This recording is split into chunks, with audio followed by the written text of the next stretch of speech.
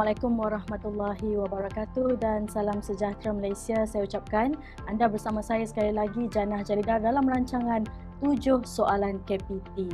Dan pada hari ini kita akan membincangkan topik mengenai UPU yang mungkin ramai lagi masih tidak mengetahui apa itu UPU, sebab selalunya kita akan lepas habis belajar, kita akan diberitahu untuk mengambil borang UPU, mengakses UPU untuk kemasukan ke universiti. Dan mungkin pada hari ini kita akan berbincang lebih lanjut mengenai apa itu UPU. Bersama-sama saya pada hari ini ialah Encik Wahi Nordin, iaitu Pengarah Bahagian Kemasukan Pelajar IPTA Jabatan Pendidikan Tinggi. Selamat datang Tuan Wahi. Terima kasih. Ke studio kami pada hari ini. Mungkin ramai lagi yang masih belum mengetahui. Ada yang telah mengetahui tapi macam saya sendiri telah lama meninggalkan sesi pembelajaran. Mungkin boleh memberitahu sedikit mengenai apa itu sebenarnya UPU.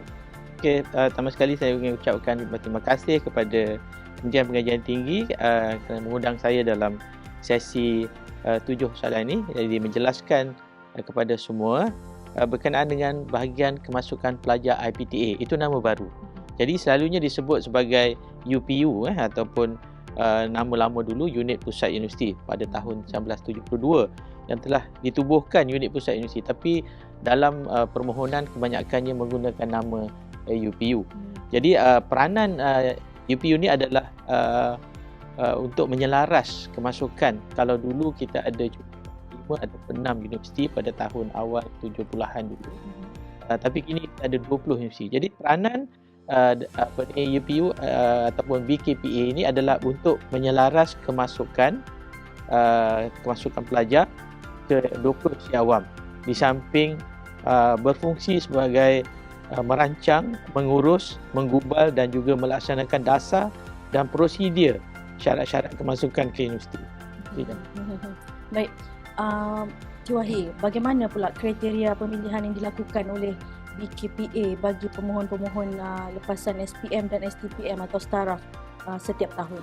Okey, dalam permohonan borang UPU online itu, banyak kriteria-kriteria. Jadi maknanya di peringkat lepasan sekolah, sama ada lepasan SPM atau lepasan STPM, kriteria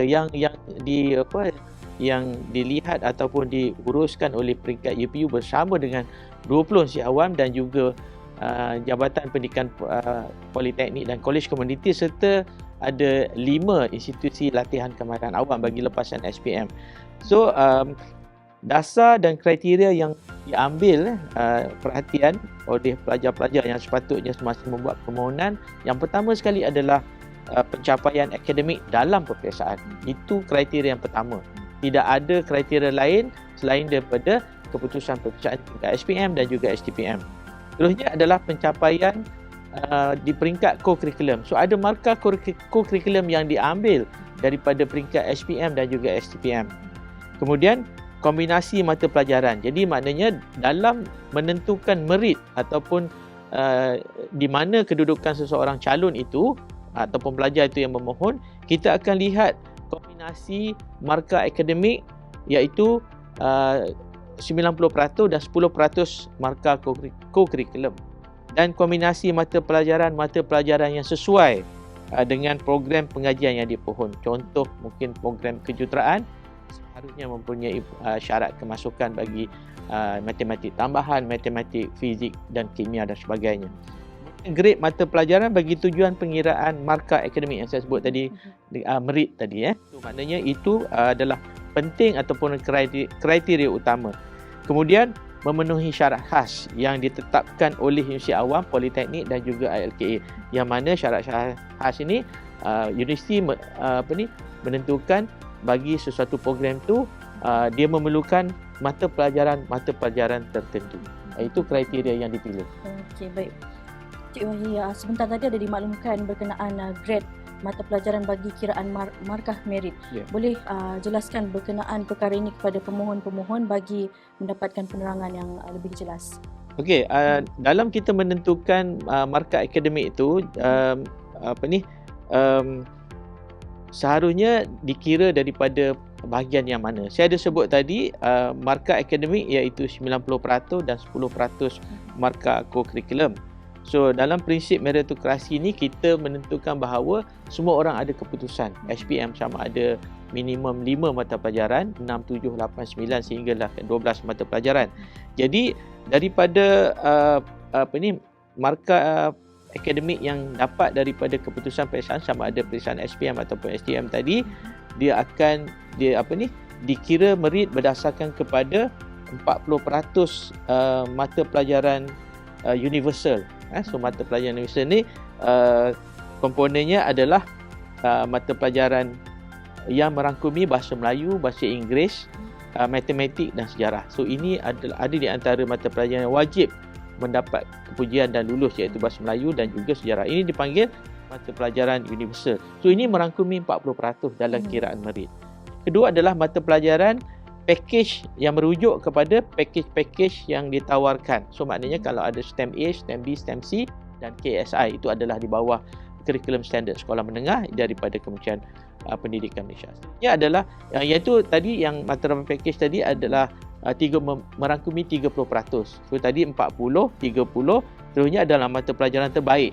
So dah ambil semua mata pelajaran universal dan mata pelajaran package, dia ada mata pelajaran terbaik iaitu 2 mata pelajaran dan akan convertkan kepada 10%. Dan yang terakhir sekali adalah markah co-curriculum. So 40 campur 30 campur 10 ada 80 dan termasuk 10% markah co-curriculum. So berdasarkan kepada peratusan 80% tadi yang kita dapat 40, 30, 10 itu 80%. So akan convertkan, akan tukarkan kepada markah 90%. So kita dalam perancangan untuk mengambil kira 10% di peringkat markah sasia, masih lagi dalam peringkat perbincangan ataupun mendapatkan maklumat itu di peringkat KPM, dan akan menjadikan itu kepada 90% dan campur 10% jadi 10%. Jadi daripada 10% itulah akan dikira berdasarkan merit setiap pelajar yang memohon setiap tahun. Baik, Wahid. Siapa pula yang layak memohon melalui sistem UPU online ini?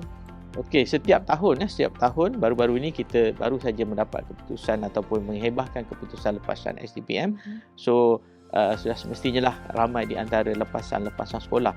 Bagi yang layak untuk memohon dalam sistem UPU online ini, dia terbahagi kepada beberapa kategori, iaitu kategori lepasan SPM yang mana mereka baru saja tamat tingkatan 5 boleh memohon di peringkat diploma ataupun asasi, yang mana ada beberapa universiti awam yang menawarkan program asasi di peringkat universiti boleh memohon bagi lepasan SPM di yang calon-calon yang mengambil SPM di seluruh Malaysia boleh memohon program asasi.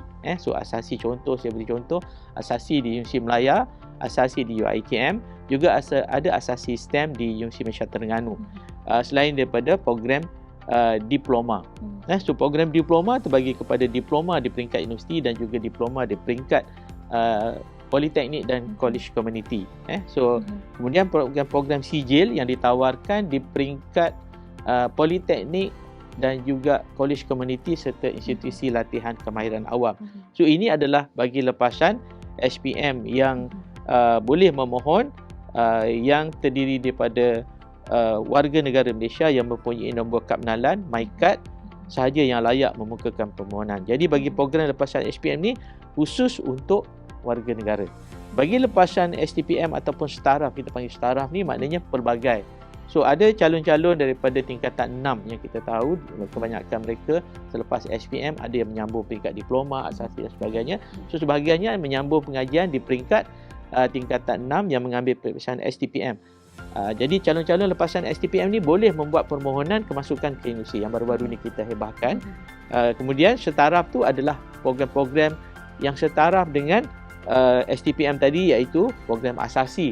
So bagi mereka yang mengambil asasi di peringkat universiti dan juga di peringkat Universiti Melaya dan juga UiTM dan sebagainya boleh membuat permohonan bagi lepasan STPM. Kemudian bagi lepasan Sijil Tinggi Agama Malaysia, STAM. So mereka boleh membuat permohonan bagi permohonan peringkat ijazah sarjana muda dan juga termasuk diploma.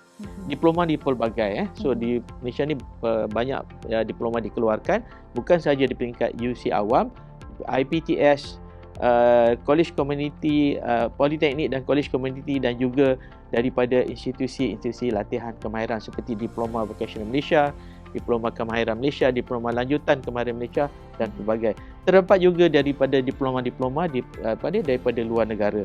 So banyak program yang ditawarkan bagi lepasan-lepasan diploma dan juga lepasan CJ yang setara. Sebab tu kita panggil STP yang setara. So mereka ni yang boleh membuat permohonan melalui portal kami iaitu UPU Online yang akan dibuka seawal bulan Januari ataupun Februari setiap tahun. Jadi bakal-bakal pelajar yang ingin mengisi borang UPU Online tu boleh mengetahui sedikit sebanyak info yang telah dikongsikan tadi. Jadi Encik Wahi, mungkin ada sedikit tips kepada pelajar-pelajar yang ingin mengisi borang UPU Online ini. Okey, sebenarnya kita telah membangunkan satu aplikasi dalam telefon pintar kita. So bagi calon-calon yang berkeinginan untuk membuat permohonan bagi tahun akan datang, boleh memuat turun aplikasi UPU Pocket dan boleh melihat ataupun mendapatkan maklumat-maklumat mengenai syarat, mengenai tarikh, mengenai kiraan merit yang saya sebut tadi, bagaimana nak mengira merit, dan juga maklumat-maklumat tentang universiti berkenaan. So di mana untuk mendapatkan maklumat tentang universiti, tentang program yang ditawarkan, syarat-syarat dan sebagainya. So itu tips bagi pemohon-pemohon yang ingin mendapatkan maklumat untuk membuat permohonan ke Universiti Awam dan juga politeknik dan juga kolej komuniti. Jangan lupa take note apa tips-tips yang telah dikongsikan tadi. Jadi yang terakhir ni Encik Wahi, kita tak banyak masa, kita memang ada 7 soalan saja untuk hari ini. Yang terakhir, bagaimana mungkin pemohon boleh menghubungi BKPA itu sendiri? Okey, terima kasih. So dalam era IT ni, kalau dulu kita mungkin berutus surat, tapi dalam zaman teknologi ni kita banyak pelbagaikan kita punya perhubungan dengan permohon-pemohon ataupun masyarakat luar. Yang pertamanya kita ada talian hotline. Kita baru saja menukar talian hotline kita dari nombornya adalah 03 8684 2363. Saya ulangi 03 8684 2363. So talian ni waktu pejabat dan telah beroperasi bermula 12 Oktober 2022. Boleh menghubungi nombor baru ini. Kemudian kita ada email rasmi iaitu upu@mohe.gov.my. Kita ada maklum balas pelanggan, yang maknanya mungkin nak bertanya, nak bercakap tak nak, mungkin boleh type apa sahaja persoalan yang berkaitan dengan kemasukan pelajar, boleh hantar kepada maklum balas di laman sesawang ataupun di link ataupun pautan gpt.mohe.gov.my/maklum balas. So boleh tanya apa sahaja soalan di situ. Kemudian boleh hadir ke bangunan ataupun ke KPT di Presin 5 Putrajaya, dan kami ada robot yang boleh berkomunikasi dalam tempoh 24 jam 7 hari seminggu, 365 hari setahun, iaitu UPU Chat. So boleh tanya berkaitan dengan robot kami soalan-soalan yang berkaitan dengan kemasukan pelajar.